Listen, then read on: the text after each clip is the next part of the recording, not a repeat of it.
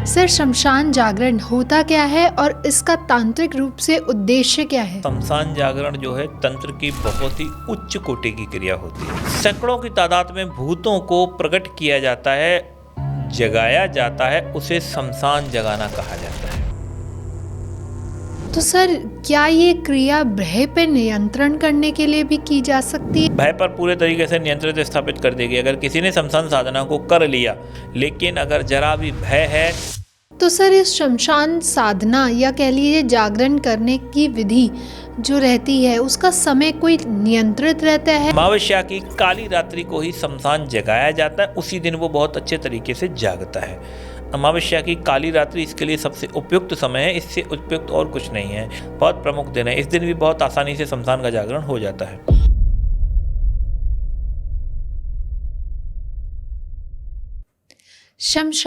शमशान एक ऐसी जगह है जहां आम लोगों के लिए वो मृत्यु का स्थान माना जाता है। लेकिन अगर हम बात करें तांत्रिक या तंत्र की दृष्टि से, शमशान एक ऐसी जगह है जहाँ पे सारी ऊर्जा, सारी शक्तियों की अनुभूति होती है। तो आज हरीश जी से हम यही जानेंगे कि शमशान जागरण होता क्या है, कैसे किया जाता है और वहाँ उपस्थित अलग अलग शक्तियों की कैसे अनुभूति होती है और उनका प्रयोग या उपयोग किन किन जगह हम कर सकते हैं। तो चलिए जानते हैं सर से ही कि शमशान जागरण होता क्या है। वेलकम सर, कैसे हैं आप? बस ठीक हूँ। सर, शमशान जागरण होता क्या है और इसका तांत्रिक रूप से उद्देश्य क्या है? देखो, शमशान जागरण जो है तंत्र की बहुत ही उच्च कोटि की क्रिया होती है। क्या होती है? तंत्र की बहुत ही उच्च कोटि की क्रिया होती है। शमशान के जो भूत प्रेत होते हैं उनको बहुत ज़्यादा मात्रा में एक साथ 2, 4, 10, 20, 50, 100, 200 सैकड़ों की तादाद में भूतों को प्रकट किया जाता है, जगाया जाता है, उसे शमशान जगाना कहा जाता है। अच्छा, ठीक है। हाँ, सारी क्रियाओं में, तंत्र में हमारी जितनी भी दुष्कर क्रियाएं हैं उनमें ये सबसे ज़्यादा खतरनाक, सबसे ज़्यादा कठिन और होने वाली जो स्थिति है वो शमशान जागरण में ही होती है। अच्छा। शमशान जागरण यदि होता है तो या तो व्यक्ति पूरे तरीके से सिद्धि को प्राप्त करता है या वो मरता है या पागल हो जाता है। अच्छा, ये स्थितियां बनती हैं, तीन ही स्थितियां रहती हैं, या तो आदमी को सिद्धि प्राप्त होगी या वो आदमी या वो पागल हो जाएगा, चौथी कोई स्थिति नहीं होती। अच्छा। हाँ, तो ये सबसे कठिन कार्यों में आता है और एक तरह से तंत्र की अंतिम क्रिया इसे कहा जाता है कि जिस व्यक्ति ने भी शमशान को जगा दिया और उसे विधिवत अच्छे तरीके से सुला दिया, इसको सुलाया भी जाता है। अच्छा। हाँ, तो अगर जगाया और जगाने के बाद अगर इसको अच्छे तरीके से सुला दिया, सब कुछ बहुत ही आराम से हो गया, तो फिर वो व्यक्ति तंत्र का बहुत बड़ा मास्टर हो जाता है। तंत्र में वो व्यक्ति जो चाहता है वो कर देता है, जैसा चाहता है वैसा कर लेता है। अच्छा, तो सर, जैसे कि अभी आपने बताया शमशान को जागरण करना और उसको सुलाना, इतना महत्व क्यों है इसका? देखिए, कुछ लोग अपनी शक्ति को तौलते हैं, जब उनके पास कुछ सिद्धियां प्राप्त हो जाती हैं, ठीक है, तो वो शमशान जगाना चाहता है। या कई बार ऐसे कुछ लोग होते हैं जिनको शक्तियां दिखाई जाती हैं या दिखाने की ज़रूरत पड़ती है, तो ऐसे लोगों को लोग शमशान में ले जाते हैं अपने साथ में और वो वहाँ पे शक्तियों को जगाते हैं, शक्तियों को खड़ा करते हैं। और वो जो शक्तियाँ भूत या प्रेत या कलवे या मसान जब वहाँ प्रकट होते हैं, वो अन्य लोगों को भी, साधारण व्यक्तियों को भी ऐसे ही दिखाई दे जाते हैं। अच्छा। हाँ, तो जब इस तरह की जो क्रियाएं होती हैं इसलिए इनको जगाया जाता है। आजकल तो इसके ऊपर नोटों के बारिश का भी प्रचलन बहुत चल गया है। तो कई तांत्रिक लोग हैं वो ये कहते हैं कि अगर कोई व्यक्ति अगर शक्ति को हमारे सामने खड़ा कर देता है तो हम उस पर नोट बरसा सकते हैं। अच्छा। लेकिन एक्चुअली जो तंत्र की क्रिया है वो बहुत ही ज़्यादा खतरनाक होती है, ये मनोरंजन के लिए नहीं होता। ठीक है ना। तंत्र की बहुत हाईली क्रिया है, उच्च कोटि की क्रिया है। नौबत हो जाती है जब तुम्हारे सामने एक नहीं, दो नहीं, 10 नहीं, 20 नहीं, सैकड़ों भूत उपस्थित होते हैं। विभिन्न प्रकार का वहाँ कोलाहल होता है, रोना, चीखना, चिल्लाना होता है। अलग अलग लंबाई, चौड़ाई, हाइट के, रूप रंग के भूत या प्रेत या प्रेतनियाँ, चुड़ैलें, ठीक है ना, मसान, और कलवे, छोटे छोटे बच्चे, उन सब के प्रेत वहाँ पर चारों तरफ होते हैं। वो बोल रहे होते हैं, कोई कुछ कह रहा होता है। इतने सारे बीच में वहाँ पे रुकना, साधक को उन सबको देखना, फिर वहाँ किसी शक्ति से वार्तालाप करना, किसी एक स्पेशल शक्ति को पकड़ना, उससे वचन लेना, बहुत दुष्कर कार्य है। ठीक है, तो नॉर्मली जो तंत्र की शुरुआत कर रहा हो, अगर उसके अंदर जरा भी डर है उसके मन के अंदर, उसे शमशान साधना नहीं करनी चाहिए। शमशान में जाके शमशान नहीं जगाना चाहिए, नहीं तो वो 100% या वो पागल हो जाएगा। क्योंकि शक्तियों की इतनी तीव्रता होती है कि वो आदमी 100% वहाँ पे सह नहीं पाएगा उसको। जी। तो सर, शमशान का जागरण करना, उन्हें उसे जगाने का तो आपने तात्पर्य बता दिया, लेकिन शमशान को सुलाना, उसको इतना क्यों महत्व माना जाता है? देखो, ऐसा है, शक्तियाँ हमने जब जगाई हैं तो जगाने के बाद में उनको ऐसे ही नहीं छोड़ा जाता, उनको वापस से सुलाया जाता है, वापस से शांत किया जाता है, वापस से ठंडा किया जाता है। शक्तियों को हमने एक बार जगा दिया, शक्ति हमारे सामने आई, अब फिर उनको वापस से सुलाया जाता है, वो जरूरी होता है।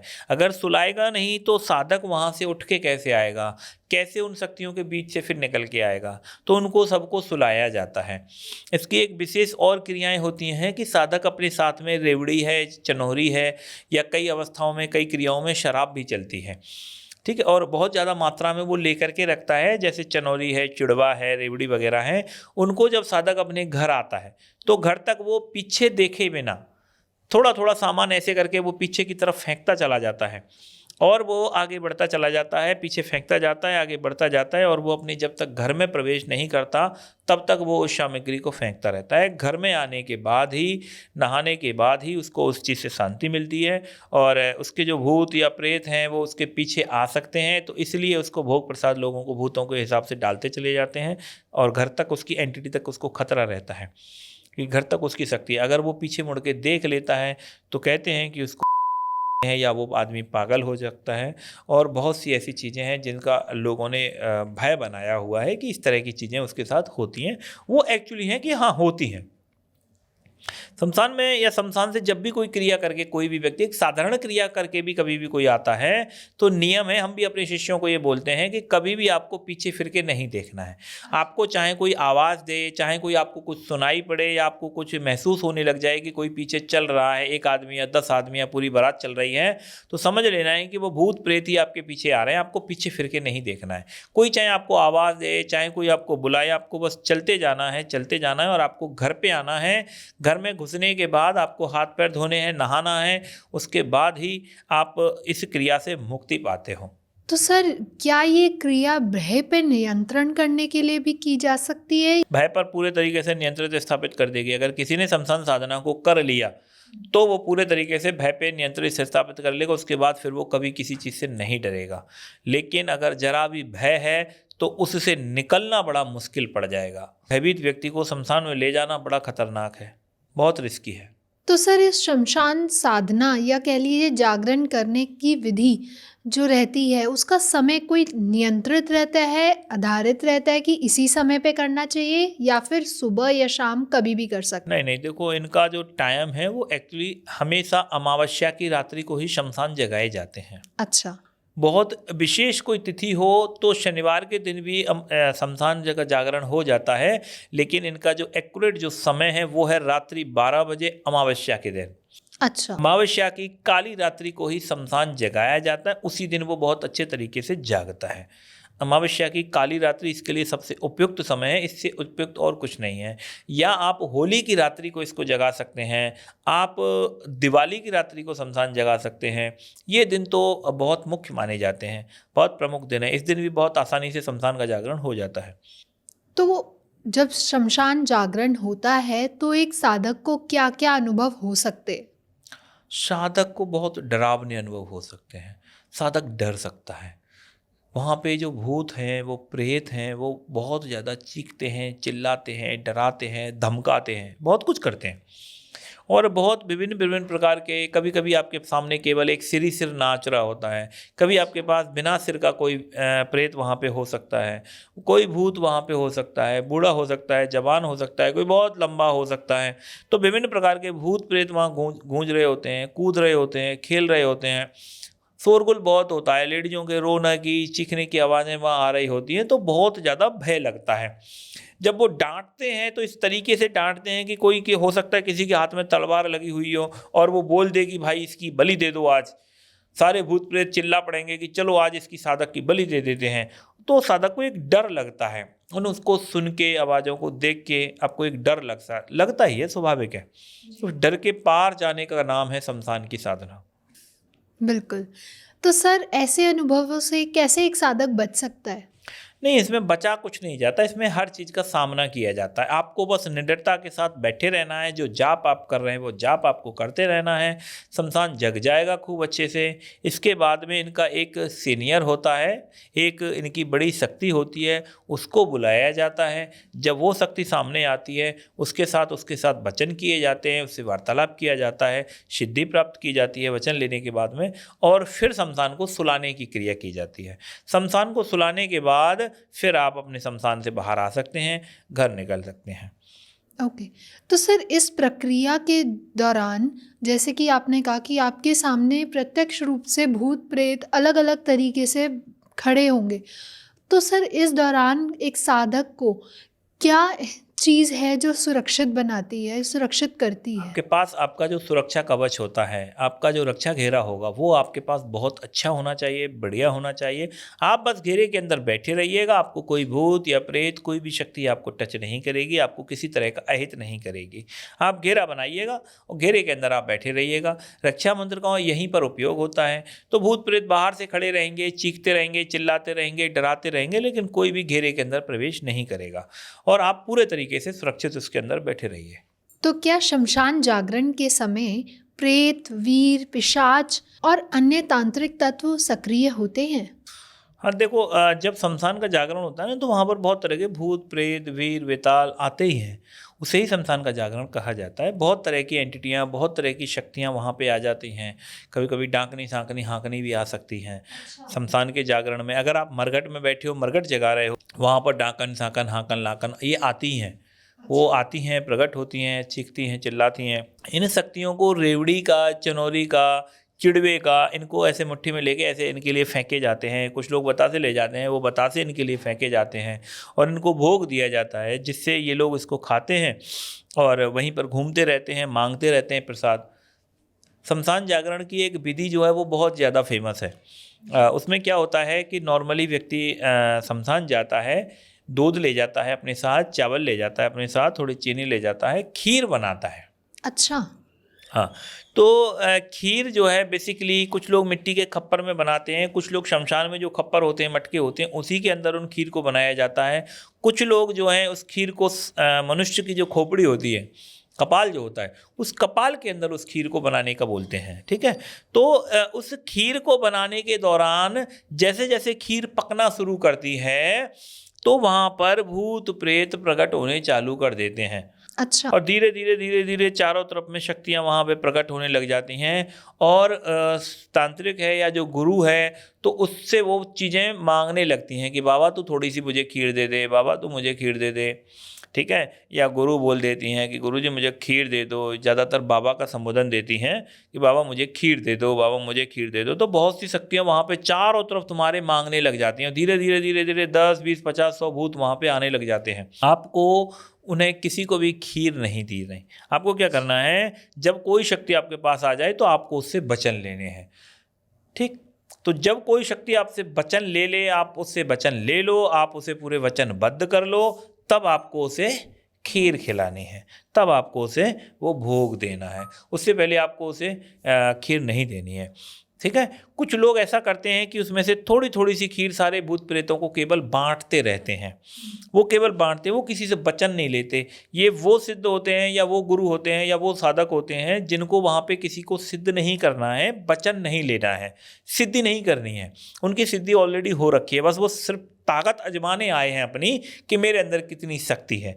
तो ऐसे लोग क्या करते हैं, जब खीर बनाते हैं तो खीर बनती है तो शक्तियाँ जब मांगती हैं तो वो उन सबको थोड़ी थोड़ी थोड़ी थोड़ी थोड़ी थोड़ी खीर बांटते रहते हैं और वो जब पूरी खीर खत्म हो जाती है शमशान को फिर लेकर के सुला देते हैं और वापस अपने घर आ जाते हैं।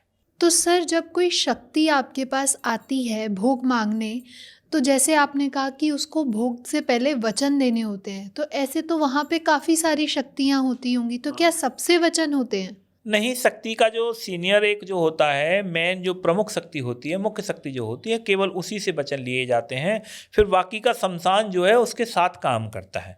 ज़्यादातर जो है शमशानेश्वर को बुलाया जाता है। अगर शमशानेश्वर वहाँ आ जाता है तो फिर उसको सिद्ध किया जाता है, वचन लिए जाते हैं। वचन लेने के बाद में आदमी जब साधक चला आता है, कभी जब भी उसे ज़रूरत पड़ती है तो वो शमशानेश्वर को बुलाता है। शमशानेश्वर के साथ में उसके सारे भूत प्रेत चलते हैं। अकेली एक ही शक्ति को सिद्ध किया जाता है। कई बार इसमें मसान जो होता है, मसान से भी वचन ले लिए जाते हैं। कई बार इसमें जो वीर होते हैं, कोई बड़ा वीर कोई होता है, उसको सिद्ध कर लिया जाता है। उसके साथ भी सैकड़ों भूत प्रेत आदमी को गिफ्ट में मिलते हैं। और वो आदमी किसी को भी नुकसान पहुंचाने के लिए अगर वीर को बोल देता है या अपनी शक्ति को बोल देगा, तो उसके साथ पूरे घर पर ही 100-200 भूत हमला कर देंगे। पूरे घर को तहस नहस कर दिया जाता है। कई सारी शक्तियाँ, एंटिटियाँ उसके घर में तबाही मचाने शुरू कर देती हैं। अच्छा। ऐसे साधक से थोड़ा बच के रहना, दूरी रहना ज़्यादा अच्छा है। तो सर कोई अनुभव ऐसा जो आप हमारे साथ, हमारे श्रोतागणों के साथ साझा करना चाहें? देखो, हमने इसके बारे में जो जानकारी हमें मिली वो मैं आपको एक बता देता हूँ। कहते हैं कि एक किसी साधक ने शमशान की साधना को शुरू किया। अच्छा। ठीक है। तो जब वो वहाँ बैठ कर के जप करने लगा, धीरे धीरे वहाँ पे शक्तियाँ उपस्थित होने शुरू हो गई। जब वहाँ चारों तरफ भूत प्रेत आने लग गए, वो उसे डांटने लगे, उसके ऊपर चिल्लाने लगे, और वो साधक अपना बैठ के अपना भजन करता रहा। कई सारी शक्तियाँ वहाँ पे आईं, उसके ऊपर बहुत ज़्यादा गुस्सा दिखाया, बहुत ज़्यादा क्रोध किया, फिर उसे डांटा, उसको वो अपना भजन करता रहा। फिर शक्तियों ने बोला कि जाओ इसके घर से इसके बच्चे को उठा के लेके आओ। तो कहते हैं कि 2-4 भूत चले गए और उधर से एक बच्चे को पकड़ के ले, उसी का बच्चा था। वो उन बच्चे को देखता रहा और भजन में लगा रहा। जब उसका चलता रहा, जब चलता रहा तो फिर उन्होंने कहा कि ऐसे नहीं मानेगा, तेल गरम करो। तो वहाँ पे बहुत बड़ी एक कढ़ाई आ गई, उसमें तेल डाला और आग लगाई और उन्होंने इसको पूरा करके खौलाना शुरू कर दिया। तेल खौलने लग गया, तेल उबलने लग गया। फिर उन्होंने उस बच्चे को पकड़ा और बोला कि चला जा, बंद कर दे पूजा को, नहीं तो ये मैं उठा के अभी इसमें फेंक दूंगा। तो कहते हैं कि भाई वो वहीं पर बैठा रहा, अपना भजन करता रहा, उसने नहीं ध्यान दिया। फिर उन्होंने लिया और उस बच्चे को कढ़ाई में फेंक दिया। अच्छा। अब बच्चा रोने चीखने लगा कि पापा मुझे बचाओ, पापा मुझे बचाओ। तो पिता का हृदय था बेचारा, फंस गया जाल में, और वो जाप अपना बंद करके उठ करके बच्चे को बचाने के लिए उठ के खड़ा हो गया। तो जो घेरा होता है, सुरक्षा घेरा जो होता है, उसके अंदर ही बस शक्ति नहीं आती, उसके बाहर तो रहती है। तो जैसे ही वो घेरे से बस बाहर गया, तो बस उसको इतना ही पता है कि बस मैं बाहर आया हूँ। फिर तो उसके बाद उस भूतों ने उसकी खूब अच्छे से कुटाई लगाई, खूब अच्छे से उसको पीटा, और वो अधमरा हो गया, बेहोश हो गया। सुबह 8 बजे जाके किसी, जब आसपास के लोग वहाँ पहुँचे, उन्होंने देखा उसको पड़ा हुआ, तब उसे जगाया, होश आया उसको। तो वो कह रहा है कि मेरा बेटा कहाँ है। जब घर पे जाके पता किया तो बेटा उसका घर पर ही सो रहा है, बेटे को कुछ पता भी नहीं है कि क्या हुआ है। तो क्या है कि भूतों ने सिर्फ अपनी एक लीला दिखाई, भूतों ने सिर्फ एक ड्रामा है, एक माया जैसे बोलते हैं, वो उन्होंने भूत लीला जैसे बोला जाता है, वो दिखाई, और वो व्यक्ति उनके फांसे में फंस गया। इसलिए कहा जाता है कि अगर आप जाप कर रहे हो, कोई भी साधना अगर आप कर रहे हो, तो फिर आपको चाहे कुछ भी वहाँ पर दिखाई दे, कुछ भी आपको सुनाई दे, आपको बस बैठ के सिर्फ जप करना है। कोई भी आपके फैमिली के लोगों को मार रहा हो, कोई आपकी फैमिली को पीट रहा हो, कोई आपको तेल की कढ़ाई में डाल रहा हो बच्चे को, आपको टेंशन नहीं लेनी है। आपका बच्चा जहाँ लेटा है, जहाँ सो रहा है, आपकी फैमिली जहाँ सो रही है, वो वहीं पर सो रही है। किसी भी तरह का कोई भी रिस्क, किसी भी तरह का कोई खतरा उनको नहीं है। आप बस अपने भजन पे लगे रहिए। आपको घेरे से बाहर किसी भी कीमत पे आपको घेरे से बाहर नहीं जाना है। अच्छा। हाँ। तो सर शमशान जगाने की कितनी विधियां होती हैं, कोई अगर आप बताना चाहें? देखो, शमशान को ना कई तरीके से जगाया जाता है। मेरे पास में इसकी बहुत सारी विधियां हैं, और एक छोटी सी एक क्रिया है। अच्छा। टोटका टाइप का है, उससे भी शमशान जग जाता है। अच्छा। हाँ। तो अगर ये दर्शक हैं, अगर इसका गलत इस्तेमाल ना करें तो मैं आपको बता देता हूँ, और कोई योग्य व्यक्ति हो वही इसको ट्राई करे। कोई भी अनाड़ी अगर उसमें जाता है तो उसके जान माल का पूरा नुकसान होने की संभावना है। तो क्या है कि कभी कभी ऐसा होता है हमारे घरों में कि बिल्ली जो है दूध या दही वगैरह कुछ खाती है, तो उसके बिल्ली का मुंह उस बर्तन में फंस जाता है। जी। तो हमें एक ऐसे पात्र की ज़रूरत है, किसी ऐसे बर्तन की ज़रूरत होती है जो बिल्ली के मुंह में कभी फंस गया हो, जिसे बिल्ली लेके इधर उधर थोड़ी बहुत 2 मिनट 5 मिनट 10 मिनट या घंटा 2 घंटा घूमी हो। ठीक है, अगर हमें वो पात्र मिल जाता है तो उस पात्र को हमें ले जा करके उसके ऊपर बकरे की जो चमड़ी होती है या जो ढोलक बनाते हैं उनके पास उसको ले जाना है। वो उसके ऊपर एक चमड़ा मढ़ देते हैं बकरे का, ठीक है, और उसको अच्छे से पैक कर देते हैं। उसको उसकी एक तरह से ढोलक बनवा लेनी है उस बर्तन की, ठीक है। उस ढोलक बनवा करके व्यक्ति अमावस्या की आधी रात्रि को शमशान जाएगा। वहाँ पर धूप दीप अगरबत्ती लड्डू मिठाई पेड़े और रेवड़ी चिड़वा चनोरियाँ, ये बस केवल आइटम उसे लेके जाने हैं। धूप दीप अपनी जला लेनी है। धूप दीप जलाने के बाद चारों तरफ में अपना एक रिंगन मार देना है। रिंगन मार के वहाँ बैठ जाना है और फिर एक लकड़ी लेनी है और उन लकड़ी से उसकी ढोलक को बजाना शुरू करना है। तो जैसे ही तुम ढोलक बजाना शुरू करोगे उस ढोलक की आवाज़ से वहाँ पे धीरे धीरे धीरे धीरे करके भूत प्रेत वहाँ पर प्रकट हो जाते हैं। अच्छा। हाँ, तो भूत प्रेत धीरे धीरे वहाँ पे आना शुरू कर देते हैं, बच्चे वहाँ पे आना शुरू कर देते हैं। एक ऐसा है जैसे गांव में जब कोई बाजीगर आता है, आपने देखा है ना कि गांव में जब कोई बाजीगर आता है और वो जब अपनी डुगडुगी बजाता है या अपना डमरू को बजाता है तो बच्चे धीरे धीरे करके आने शुरू कर देते हैं और इकट्ठा होना शुरू हो जाते हैं। इसी तरीके से जब हम शमशान में इस क्रिया को करते हैं तो वहाँ पर भूत प्रेतों आना शुरू कर देते हैं। उनसे भी शक्तियों से वचन लिए जाते हैं। उनको फिर रेवड़ी का चनौरी का मिठाइयों का उनको भोग दिया जाता है। आपके पास शराब और मांस भी होनी चाहिए। कोई तामसिक शक्ति अगर आपसे शराब मांस मांगती है तो आपको तामसिक रूप से उसको शराब मांस दे देना है और उस शक्ति के साथ उसका वचन हो जाएगा। और उसके बाद में आप शमशान सुलाने वाली जो क्रिया है वो आपको करनी वहाँ पे ज़रूरी है, ठीक है। और उसके बाद में आपका सब कुछ ठीक हो जाएगा, मतलब शमशान सो जाएगा। शमशान सुलने के बाद में आप अपने घर पे आ सकते हो। हाँ, ये बहुत छोटी सी एक प्रयोग है जिसके द्वारा शमशान को जगाया जाता है। नॉर्मली जब आप डमरू को बजाना बंद कर दोगे, बंद करने के बाद शक्ति के वचन होने के बाद में अगर आप उन्हें भोग प्रसाद दे देते हो तो शक्ति अपने आप चली जाती है, शमशान सो जाता है। हाँ, ये बहुत छोटा सा प्रयोग है, लेकिन यही है कि इसमें खतरे, शमशान जागरण के जितने भी खतरे मैंने बताए हैं वो सारे के सारे खतरे इसमें मौजूद होते हैं। तो बहुत ही सोच विचार करके ही ये प्रयोग करना है। तो मेरी ये अनुरोध भी रहेगा कि अगर आप ये प्रयोग करना चाहते हैं तो प्लीज़ अपने गुरु के संरक्षण में ही ये करें और बिना गुरु की दीक्षा लिए ये प्रयोग का इस्तेमाल ना करें, ये आपकी जान के लिए हानि हो सकता है। तो सर, शमशान जगाते समय गुरु साधक की किस रूप से रक्षा करते हैं? देखिए, गुरु का काम है रक्षा करना, प्रोटेक्शन करना। वैसे तो नॉर्मली अगर आपने घेरा लगाया हुआ है तो आपको किसी भी तरह का कोई खतरा नहीं है, लेकिन फिर भी अगर कोई व्यक्ति कोई डर महसूस करता है तो अपने गुरु का ध्यान करने पर वो डर खत्म हो जाता है। कोई तीव्र शक्ति वहाँ पे आई हुई है, कोई आपको किसी तरह की कोई प्रॉब्लम्स अगर वहाँ फेस हो रही है, आप गुरु मंत्र करते हैं, गुरु का ध्यान करते हैं या गुरु से आप प्रार्थना करते हैं तो वो जो प्रॉब्लम्स हैं वो तुरंत ही खत्म हो जाती हैं। और गुरु तो हर पल शिष्य के साथ ही रहता है, हर पल कदम कदम पर वो शिष्य का मार्गदर्शन करता है और उसको गाइडेंस करता है, उसकी रक्षा सुरक्षा करता ही है। तो अपने आप ही उसकी सुरक्षा ऑटोमेटिक होती रहती है। सर, ये ज़रूरी नहीं है कि गुरु का प्रत्यक्ष रूप से वहाँ उपस्थित होना? नहीं, गुरु का वहाँ प्रत्यक्ष होना जरूरी नहीं है।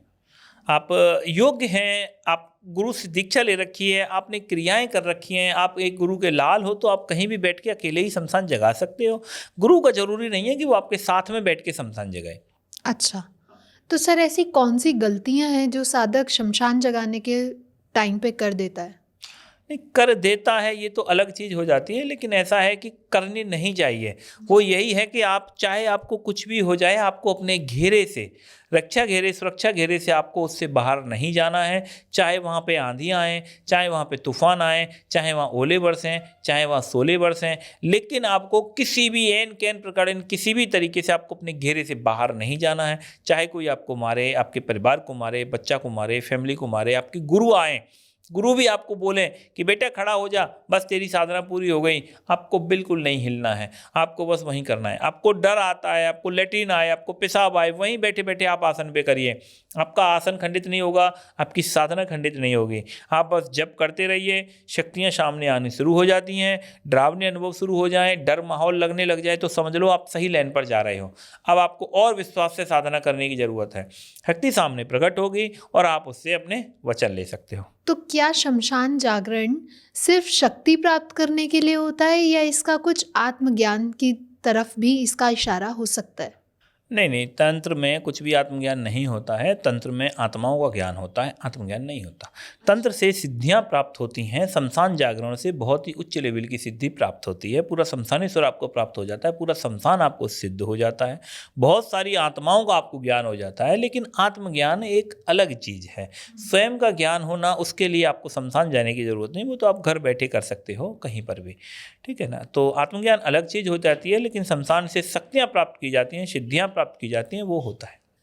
तो शमशान जगाने की साधना के बाद एक साधक के जीवन में क्या परिवर्तन आता है? देखिए, जब कोई व्यक्ति शमशान जैसी उच्च कोटि की साधना कर लेता है तो उसके जीवन से जो डर है ना वो खत्म हो जाता है, भय है वो पूरे तरीके से खत्म हो जाता है, वो भय मुक्त हो जाता है। शमशान की साधना करने के बाद उसके पास एक शक्ति होती है, ज़्यादातर वीर सिद्ध हो जाते हैं, भूत प्रेत उसके पास सिद्ध हो जाते हैं, जो इशारों में बहुत से काम कर देते हैं। वो कोई भी वस्तु को हाथ से मंगा सकता है, प्रकट कर सकता है, कोई भी सामान कहीं से मंगा सकता है, कोई भी खबर आपको दे सकता है, और बहुत ज़्यादा किसी को बर्बाद करना है के लिए बहुत आसान हो जाता है।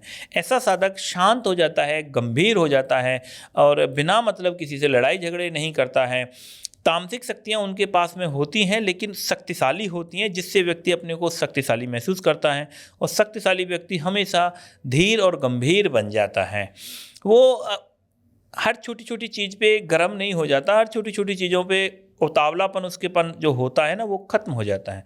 शमशान साधना बहुत उच्च कोटि की साधना है, जिससे आदमी के जो जीवन है वो बहुत उच्च लेवल का हो जाता है, उसकी सोच उच्च लेवल की हो जाती है, वो अच्छा सोचता है, अपना हित करता है, समाज का हित करता है, परिवार का हित करता है। इस तरीके से वो बहुत सारे हित और इनको परिवार को प्रेम से बांध के रखता है। तो सर, शमशान साधना और शव साधना का मूल अंतर क्या है? देखो, शमशान की जो साधना होती है वो शमशान में जाके सिद्ध की जाती है, उसमें शमशान जागरण किया जाता है, शमशान के भूत प्रेत सिद्ध किए जाते हैं। लेकिन जो शव की साधना है उसके लिए एक यूज की जाती है और बैठ के साधना की जाती है। अच्छा। और शव की जो साधना है उसमें उस शव का जो प्रेत है, उस व्यक्ति का जो प्रेत है, केवल वही उसमें सिद्ध होता है। हाँ, और उसमें कोई दूसरी सिद्धि प्राप्त नहीं होती। जो व्यक्ति जो सब है वो सभी जागृत होता है, सभी उसमें बोलता है, उसमें वचन देता है, बातें करता है, उसका ही जो प्रेत है वही उसमें सिद्ध होता है, ठीक है ना। सब साधना भी बहुत उच्च लेवल की होती है और सबको भी जिंदा कर देना, सबको जगा देना बहुत उच्च लेवल की चीज़ होती है। वो भी वही है जो कठोर संयमी आदमी होते हैं, अपने गुरु का विश्वासी आदमी जो होता है, केवल वही सब साधना में सफलता पा सकता है, अन्यथा कोई भी सब साधना सफल नहीं कर सकता।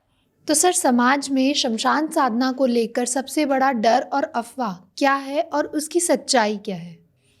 देखो, शमशान की जो साधनाएं होती हैं, लोगों को इस तरीके से लगता है कि वहाँ पे व्यक्ति यदि साधना करता है तो या वो पागल हो जाता है और शमशान से सिद्धियां किसी को प्राप्त नहीं होती हैं वगैरह वगैरह लोगों के विचार होते हैं। लेकिन ऐसा एक्चुअली होता नहीं है।